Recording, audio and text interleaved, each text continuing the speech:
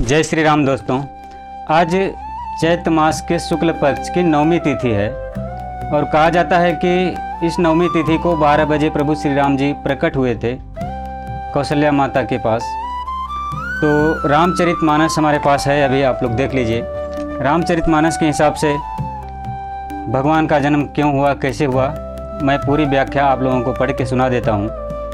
तो चलिए शुरू करते हैं। कौसल्यादि नारी प्रिय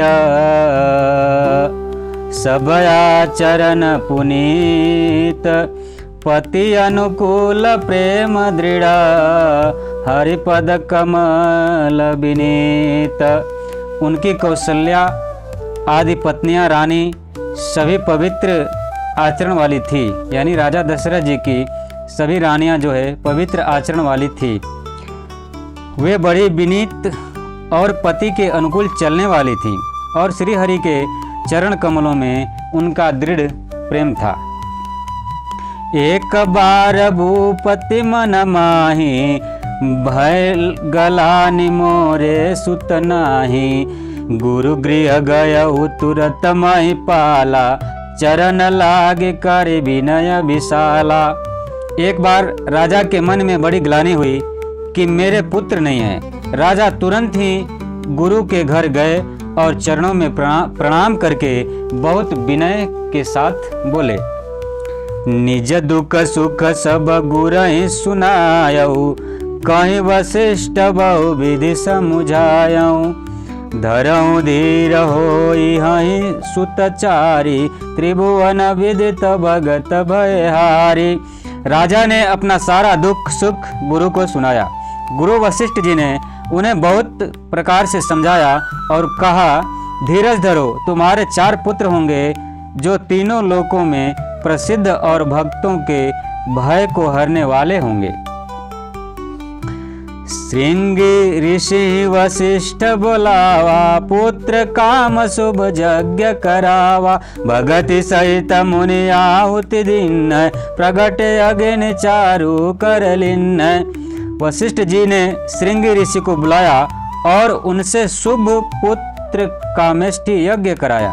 मुनि के भक्ति सहित आहुतियां देने पर अग्निदेव हाथ में चरु हविष्यान खीर लेके प्रकट हुए, यानी अग्निदेव खीर लेकर प्रकट हुए।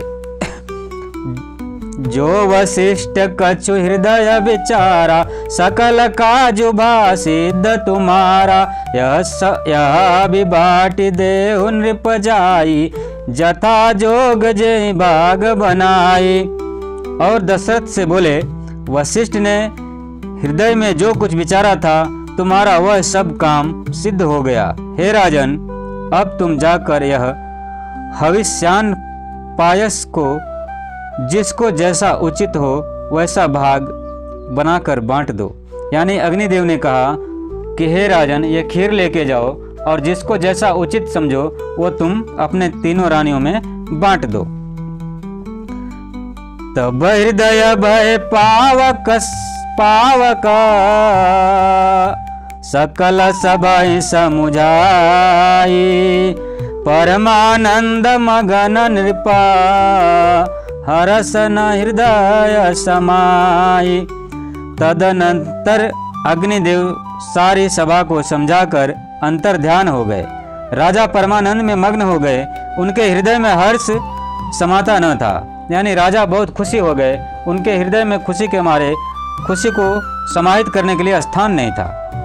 तब राय प्रिय नारी बुलाई, कौशल्यादिता चली आई। अर्ध भाग कौशल्या ही दिन्ना, उभय भाग यादे कर किन्ना। उसी समय राजा ने अपनी प्यारी रानियों को बुलाया। कौशल्या आदि सब रानियां वहां चली आईं। राजा ने पायस का आधा भाग यानी खीर का आधा भाग कौशल्या को दिया और शेष आधे के 2 भाग किए। कई कई नृप सोदयऊ, रम्यो सो उभय भाग पुनि भयऊ। कौशल्या कई हाथ धरी, दीन सुमित्र मन प्रसन्न करी। वह उनमें से एक भाग राजा ने कैकई को दिया।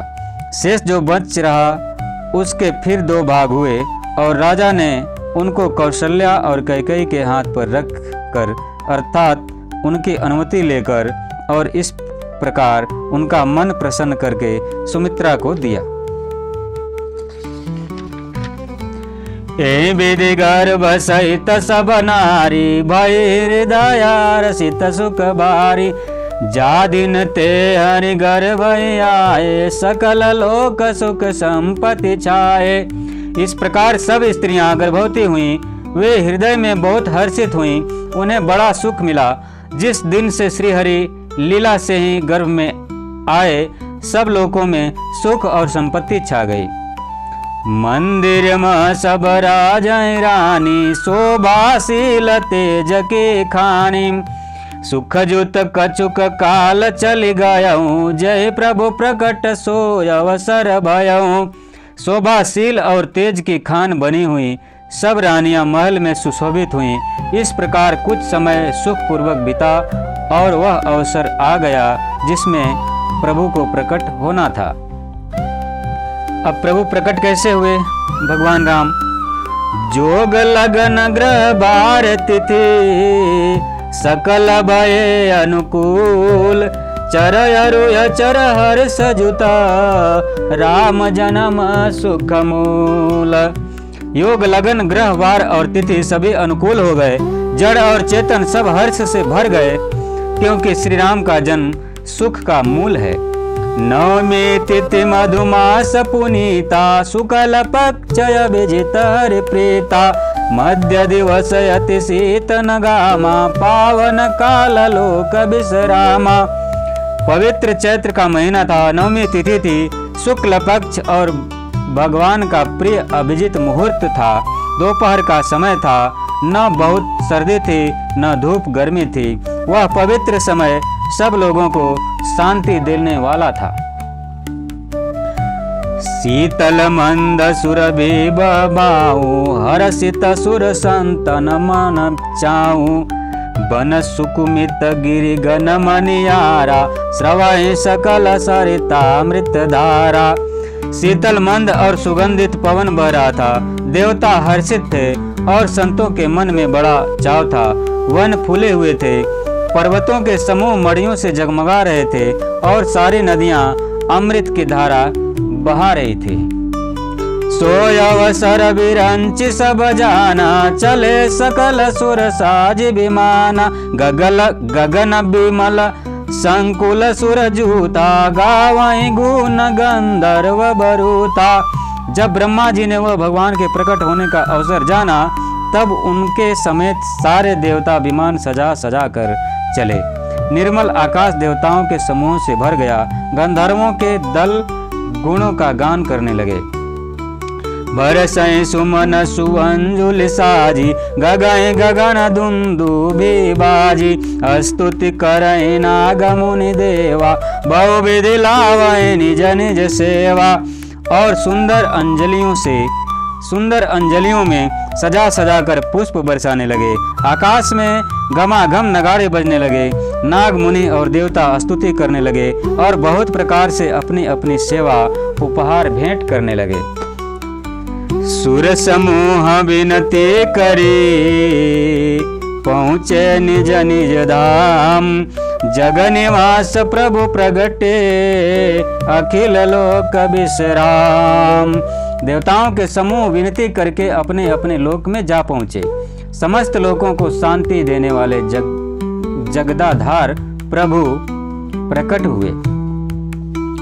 भय प्रकट कृपाला दीन दयाला कौशल्या हितकारी हर्षित मतारी मुनि मनारी अद्भुत रूप विचारी लोचन अभिरामा तनु घन श्याम निज आयुध भुज चारी भूषण बनमाला नयन विशाला शोभा सिंधु खरारे दीनों पर दया करने वाले कौशल्या जी के हितकारी कृपालु प्रभु प्रकट हुए।